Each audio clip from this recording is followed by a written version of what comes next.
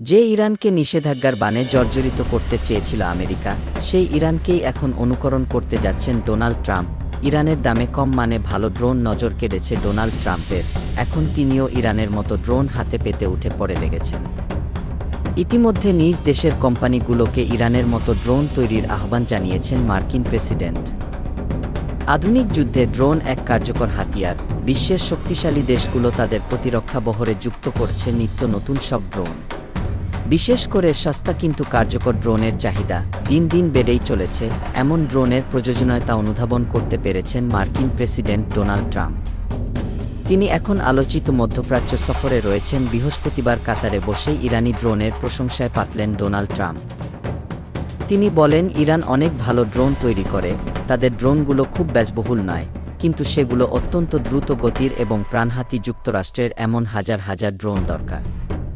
ইরানি ড্রোনে আকৃষ্ট হয়ে একটি মার্কিন প্রতিরক্ষা কোম্পানিকে সেরকম ড্রোন বানাতে বলেছিলেন ডোনাল্ড ট্রাম্প, কিন্তু সেই কোম্পানি 2 সপ্তাহ পর ট্রাম্পের কাছে $41 মিলিয়ন একটি ড্রোন নিয়ে যায়।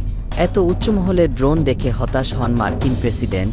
তিনি মূলত $35 থেকে $40 হাজার মূল্যের ড্রোন চাইছেন, যাতে হাজার হাজার ড্রোন ওড়ানো যায়।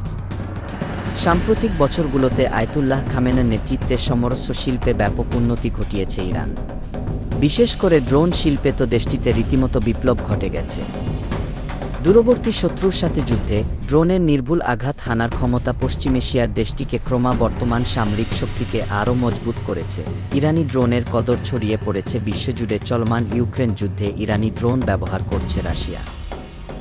অত্যাধুনিক ড্রোন কর্মসূচি ইরানের সামরিক বাহিনীর নির্ভরতার একটি যুগান্তকার অর্জন। বছরের পর বছর ধরে মার্কিন হুমকি এবং নিষেধাজ্ঞার মুখে ইরান এটি অর্জন করতে সক্ষম হয়েছে।